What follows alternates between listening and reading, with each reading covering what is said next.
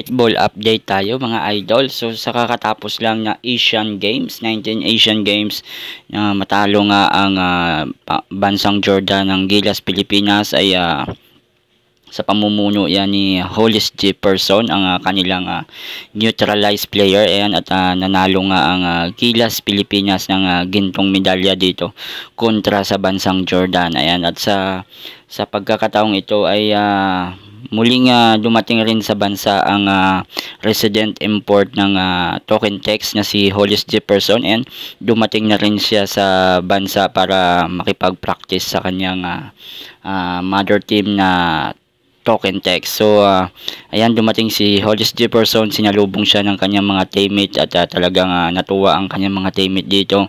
Mainit pa rin ang pagsalubong sa kanya at didepensahan nila ang kanilang corona dito sa Commissioner Cup ng PBA. Ayan, so maglalaro pa rin si Jefferson bilang import ng TNT Katropa. Ayan, si Hollis Jefferson lang naman ang nagpa-champion dito sa Token Text sa Tropang Giga nung nakaraang season.